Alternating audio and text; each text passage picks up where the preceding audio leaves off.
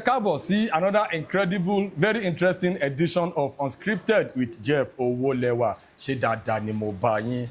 Fuji Mania ni version episode yìí tó dé pé àlejò mi ọ̀kan gbòógì lára àwọn onífújì ilẹ̀ wa yìí òun ni mo gbé wá sórí ètò.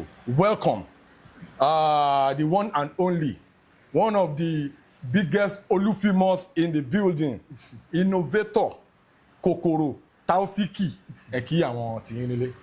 Ẹ̀yin tèmi innovator ẹ̀rí innovator ti balẹ̀ bàbí. Èmi kò dé dìgbọ̀n èmi kò dé lólóòkó gbowó.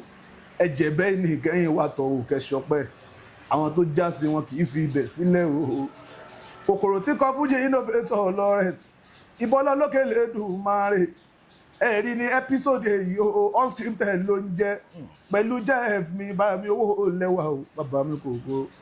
Torí special greeting sí gbogbo ẹ̀yin olólùfẹ́ tẹ́ni innovator ọmọọba orin ìtú sáàbí tẹ́ni gbogbo ògbà ló máa gbé wá débẹ̀ o tẹ́tún ṣàdúrà wípé kémi rọ́nà lọ àtàwọn aláàánú tí wọ́n ń tẹ̀wó sáza mi ogun gbà mí kó má ṣe jẹ́ portion wọn àmín pìtìpìtì ayé o kọ́lọ̀ má jẹ́ olùfẹ́ ìjó àṣẹ bàbá sneakers tó dà lẹ́sẹ̀ tẹ̀yìn níṣẹ́ o ankọ́fù tó ná mú lẹ́sẹ̀ àwọn ẹni bí. àṣẹ ó lọ fàáfàá máa ṣe transfer o mo mọ̀ pé ẹ ti kì mí ẹ ti ń gbé mi lọ sáwọn level kan.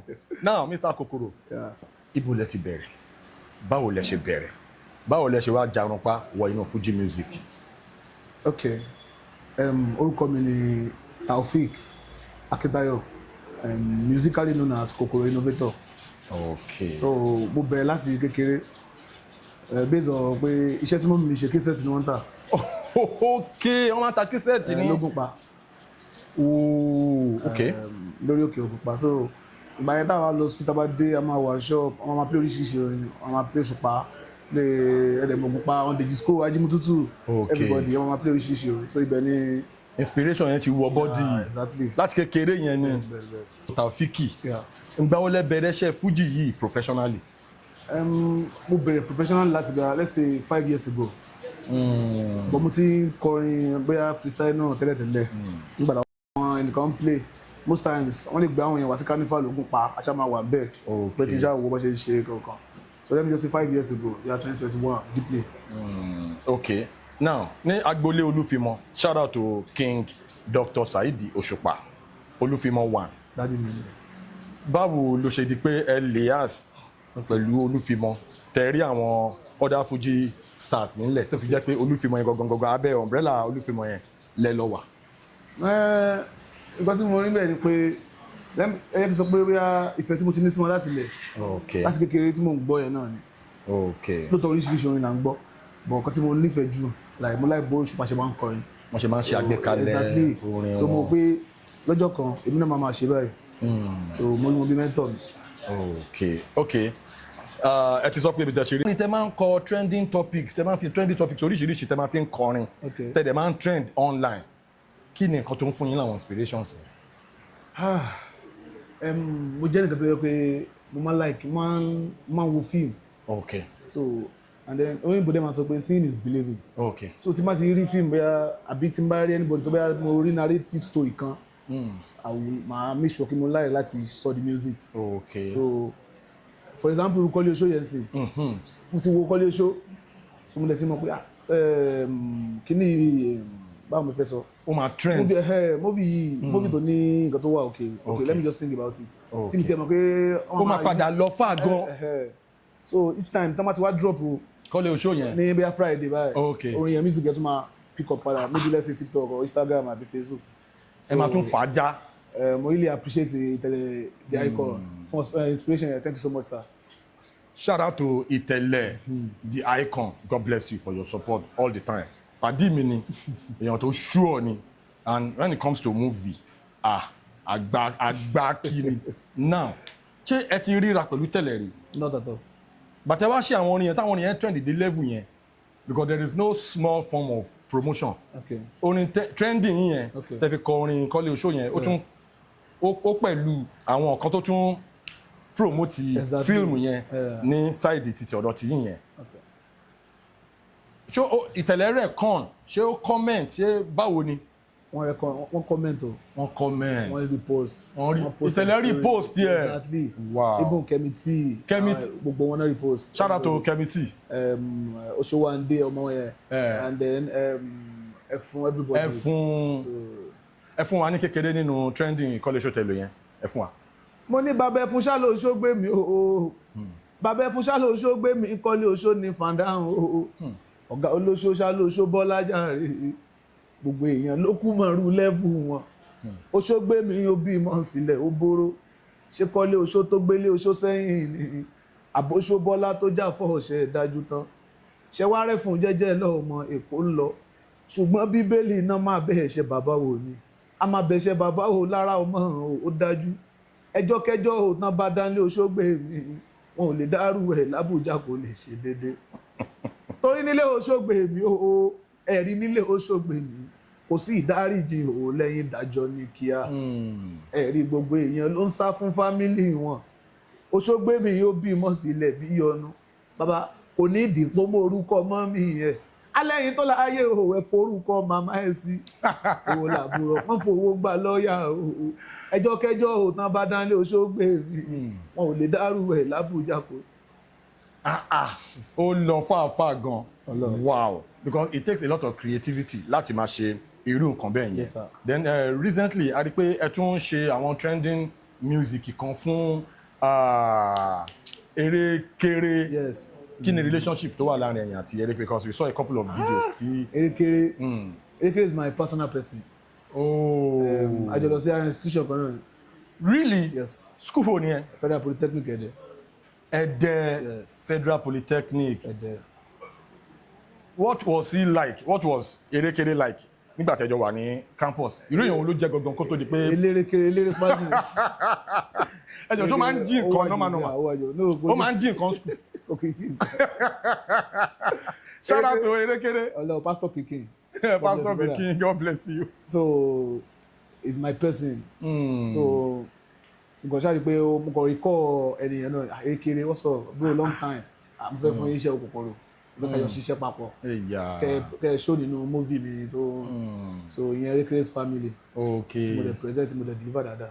Wow. Thank you so much my brother Erekere. Wow. Shout out to Erekere for your support. Yes, sir. Torí kò easy kéèyàn ti mọ̀yàn from way back.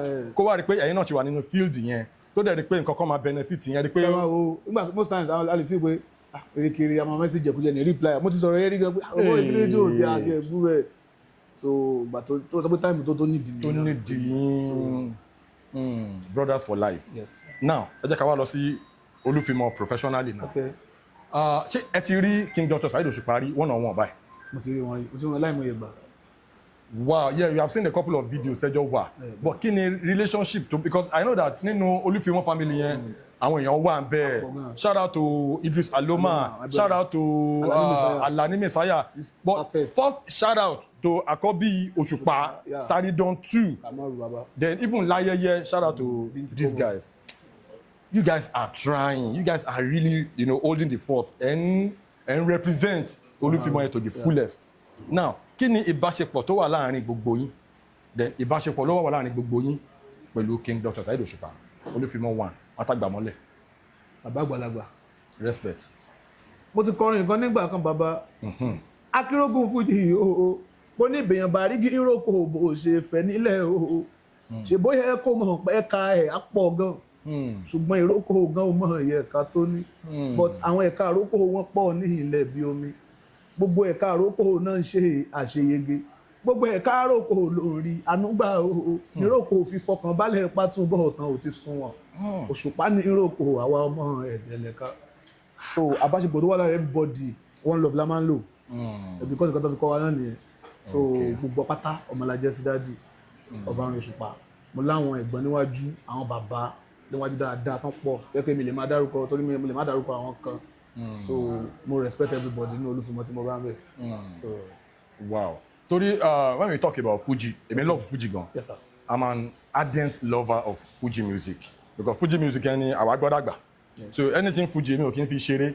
Now when we talk about Fuji music, King Dr. Saheed Òṣùpá will forever be considered as one of the most intelligent Fuji musicians ever. Yes. Because when it comes to lyrics, Yes. music, Chorus. the vocal dexterity, the musical composition at the highest level nínú Fuji music yìí. Yes.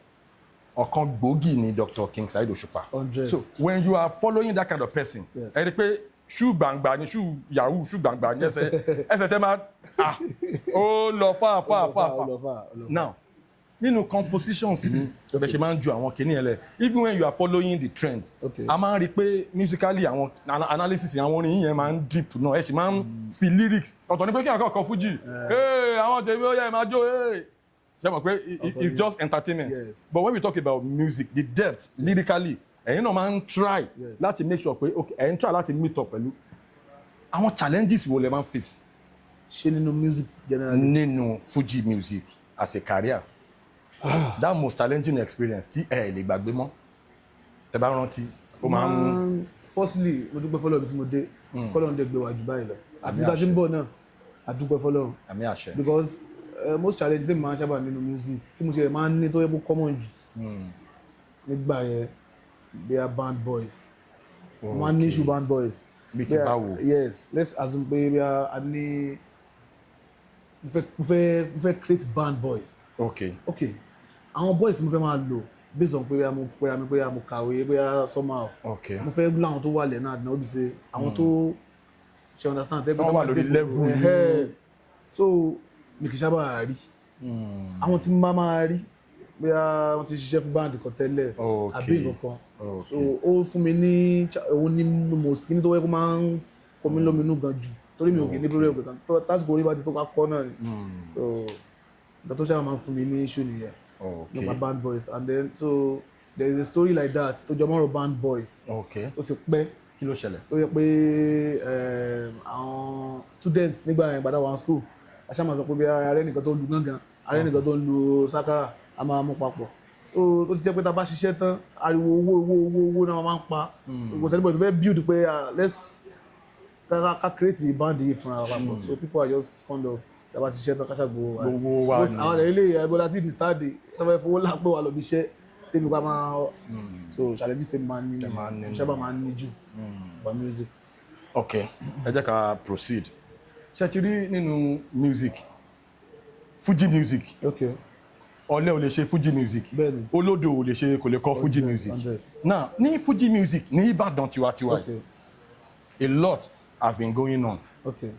Lágbolé Fuji ní Ìbàdàn àwọn nǹkan kan ń ṣẹlẹ̀ tí gbọ́n mi sí omi ò tó ká má máa dárúkọ ẹ̀yin náà ti mọ àwọn nǹkan tí à ń sọ then àwọn tiwa náà nílé tó ń wò wá wọ́n ti mọ nǹkan tá à ń sọ lágbolé Fuji ní Ìbàdàn eku òkè bó ṣe yẹ kó ké ẹyẹ òkè bó ṣe yẹ kó ké ìjà ń wáyé láàárín àwọn èèyàn kí ni nǹkan tó ń ṣẹlẹ̀ kí ni perspective yín kí lẹ rí sí then báwo lẹ ṣe fi pé wọ́n ṣe lè yanjú gbogbo gbọ́n mi sí omi òtó tó wà lẹ́yìn àlè dínà ìpẹ́ kó ń ṣẹlẹ̀ ó ń ṣẹlẹ̀ kí lẹ rí sí gẹ́gẹ́ bí onífújì. ẹ mọ̀ èmi ọmọdún mélòó lèmi kí mo fẹ́ dá sí mbẹ́. ọmọdún mélòó ni yín ẹ ń gbé nǹkan àgbàlagbà lọ. kò sí nǹkan tí mo fẹ́ dá sí mbẹ́. onífújì. nǹkan tí mo rí sí mbẹ́ ni pé nǹkan tó yẹ ká lò náà nífẹ̀ẹ́ èmi ò kò yẹ kó jẹ́ pé bí ẹnìkan fẹ́ gòkè ọmọ àtọ́rí pé òun fẹ́ òfin nìkan gòkè máa bú no I don't mi ò tiẹ̀ like ẹ̀ kò ṣe it's not my thing so kágbolé Fuji tó bá lè tòrò olóma ẹ̀ pàwọ́ tá à ń bọ̀ yìí náà so that máa lè rí àwọn opportunities most times dábàá dé party ẹ̀rọ lómi ti rò pé wọ́n Fuji gan bóyá tọ́ọ̀gì ni wọ́n bóyá táwọn lẹ́yìn kankan ṣàkọrin ìgbò meanwhile the classical songs ẹgbẹ́ táwọn yẹn bá gbọ́ wọ́n máa feel good báwo lè ṣe máa dé party tó máa dé party yẹn tẹ́ máa bí ọ̀rọ̀ ìjà àná lẹ́ máa fi kọrin tẹ́jọ́ sọ àtẹ̀yàn so me I think that Fuji music àní láti so that máa yí pàwọ́ tá à ń bọ̀ kó lọ fà dáadáa. Kí ni advice tẹ ní fún àwọn onífújì tó wà níwájú that is ṣé mọ̀ pé Fuji music a ní agboolé Olúfimọ a ní agboolé Ọ̀gá Ńlá then at the top echelon à ń wo King Wasiu Ayinde níwájú now kí ni àwọn kí lẹ lè rí sọ sí future Fuji music. Future music with guys like you. Ogun gan. Olofa, okay. Oshigun, future Fuji music ogun gan because Fuji music is an indigenous music. Yeah. So kò ṣe music tẹ́ gbọ́n lè tán because creativity ó sì ń wá nínú Fuji music tábà ní ká tún dijú ká tún lẹ̀ lómi tí máa jáde anytime pẹ̀lú another creativity so that even kò yẹ pé ó máa include àbí ó lè gbèsè afro Fuji àbí afro fusion àbí Fuji ẹ ṣáà understand lómi lè mú tiẹ̀ ẹ̀gbọ́n tó ṣùpá sọ ni ó lè kọrin Fuji ó gbé sórí gbẹ̀dú ó lè jó wá funkify ó ní ti ìyẹ̀tún ìyàtọ̀ ó lè jó wá classical ó lè gbé tuntun dé so Fuji music ó gùn gan-an ó ní oríṣiríṣi kíní. ó lọ fà now àwọn fans yín tó ń wò yín lé ẹ lù wọ́n ní ọ̀gọ̀ ẹnu then ẹ jẹ́ kí n chief opportunity so for a lot of people tó máa ní KOKORO bí kálí bí wọ́n ní trending Fuji ni bọ̀bọ́ yìí máa ń kọ ṣé tó máa pè yín sí òde housewarming òde ìkómọ òde corporate event ṣé ẹ máa ń lọ. Dáadáa báyìí máa ń handle dáadáa. ẹ máa ń handle ẹ̀ dáadáa ẹ for opportunity sọ fún àwọn fans yín tí wọn ti mọ̀ that part of you pé ẹni orin Fuji ohun Fuji ní kẹ́ fi sọ fún mi. Akínrógun Fuji o ẹ̀yin tí wá KOKORO innovator náà ń pè mí bàbá fẹ́ sílé o innovator yẹ pè mí Akínrógun Fuji bẹ́ẹ̀ bá fẹ́ ṣe kó mọ́ Akínrógun Fuji yẹ pè mí bẹ́ẹ̀ bá fẹ́ ṣe wedding innovator yẹ pè mí èmi máa gbé yín débẹ̀ o táwọn fi ké KOKORO wọ́n wá sọ fún wọn pé as usual mo tún ti gbé dé gẹ́gẹ́ bí mo ṣe máa ń dé ẹ sì máa jẹ yẹn lọ ná ẹ ò lè tí ìyò dandan àfi tí n bá ṣe tán orin innovator chacha ṣáà ní kò ń ṣe pọ́tá new release tó bá jáde o ẹ máa gbọ́ so ẹ̀yin tèmi ẹ pè wá sí oríṣiríṣi ìnáwó àmà wa máa ṣe dáadáa. nọ́mbà wo lẹ máa filẹ̀ in case ẹlòmíì tó ń wò wá tó fẹ́ ṣe event kan tàbí méjì nọ́mbà wo ni ẹ sọ fún àwọn ará lè. 070 69 41 74 58 or 081 48 84 95 13. ok ẹ fi ohun olúfimọ́ yẹn ẹ fi kí àwọn fans yín ká fi round up ètò. ẹni tí KOKORO innovator yẹ ṣeun Akínrógun Fuji ló ń kọrin mo kí gbogbo lé o ẹ̀rí bàbá ń bẹ ní òwúrọ̀ ìyá Akínrógun bẹ́ẹ̀ bẹ́ẹ̀ ní ọ̀sán o bẹ́ẹ̀ bẹ́ẹ̀ ní alẹ́ Akínrógun Fuji o KOKORO innovator yẹ ṣeun gbogbo yín la kí ẹ̀yin tèmi lókè òkun kárí àgbáyé ẹ̀yin tèmi Nàìjíríà yẹ ṣeun ẹ̀yin tèmi nílùú Èkó o ẹ̀yin tèmi ní Ìbàdàn ṣe o ẹ̀yin tèmi lọ́ṣun Akínrógun Fuji gbogbo Ẹdẹ general gbogbo Kwara poli mo kí gbogbo wọn innovator Lawrence o. ẹjọ Akínrógun yẹn ogun wo lẹ jà ṣógun Fuji náà ok dadi yín ni Akínrógun. it's a nickname for my dad so mo kàn pé kí n choose ẹ. ok torí bẹ́ẹ̀ ṣe ń sọ Akínrógun Fuji yẹn mo wò pé ṣé KOKORO yìí ṣé gbẹ̀gbẹ́ ológun ni. nice one a pè yín lórí ètò ẹ jẹ́ wa ẹ ṣeun gan ẹ wá fi ohun orin yẹn náà ẹ fi kí èmi kẹwàá Unscripted náà ni torí ẹ máa ti padà ṣe then another question mo fẹ́ béèrè kó tó di post skip mind mi ni pé ṣé àwọn trending music tẹ máa ń ṣe yẹn ṣé ẹ ní studio ń lé nítorí gbà ẹ ti wọ studio gbà ẹ ti jù gbà ẹ ti wọ studio ẹ ti jù. mi ní studio ń lé o. bó lè máa ti wá record torí ẹ máa recorded kíní tó dẹ̀ máa ń. mo máa ń lọ studio lọ. you put in a lot of effort. every day tí bá ti kúrò mi báyìí mo tún lọ studio. wow. yes. ìyẹn máa cost yẹn yóò máa gbówó lọ. tó bá tó time tí máa jèrè ẹ because that is a very innovative way of making Fuji music gẹ́gẹ́ bí orúkọ yín KOKORO innovator kí ló mú orúkọ yẹn wá gangan náà.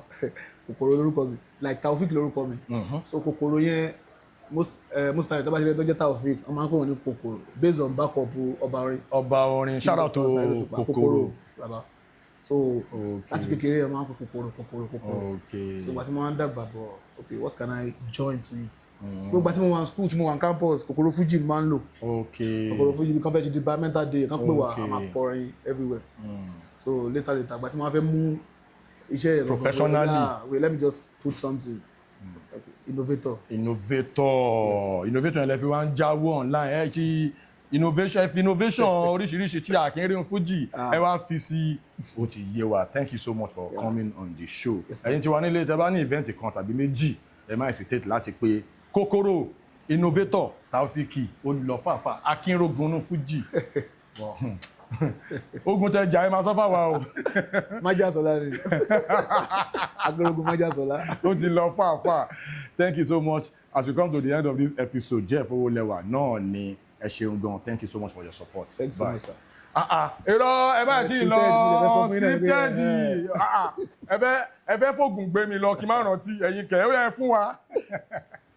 Unscripted ṣáàlẹ̀ ètò by Jeff Owolewa ni Kòkòrò Innovator ní ẹ máa wò even lórí YouTube wọ́n bẹ níbẹ̀ lórí TikTok wọ́n bẹ níbẹ̀ gbogbo social platform ni ẹ lọ mọ̀ Unscripted ìtiwa ni aláṣẹ ètò yìí Jeff Owolewa ni bàbá Kòkòrò Innovator yẹ ṣeun àpamọ́wọ́ owó àtàdéré ọjà Unscripted àṣẹ ẹ wá fi ohun orin ẹ náà sọ àwọn social media handles yín fún àwọn tí wọ́n ti fàájà TikTok, Facebook, Instagram. ẹ̀yin tiwa bẹ́ẹ̀ bá fẹ́ follow mi akérògùn fújì Kòkòrò Innovator ní ẹ tẹ̀ lórí TikTok lórí TikTok mi Kòkòrò Innovator ní lórí IG mi Kòkòrò Innovator ní even lórí Facebook mi gan Kòkòrò Innovator yìí Kòkòrò Taofik yóò ṣeun torí pé ẹ ṣàmọ̀ orin wa náà ń jẹ èmi lákérògùn fújì Kòkòrò tí ó kọ́ mọ́ ọ̀pọ̀ èèyàn ló máa ń fi mí hàn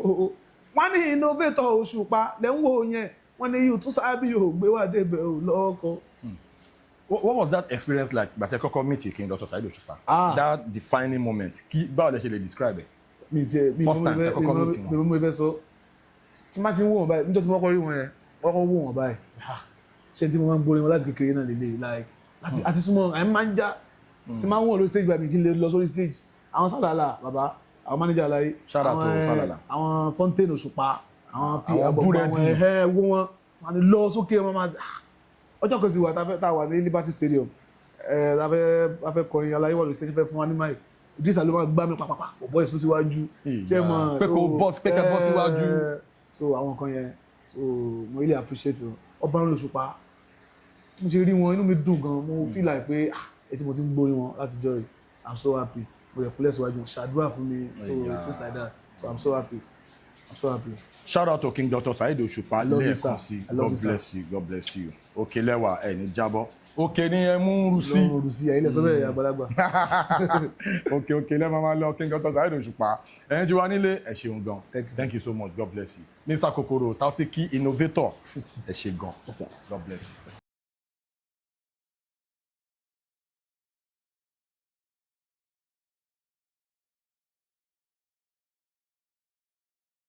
Please subscribe to my YouTube channel and press the notification button.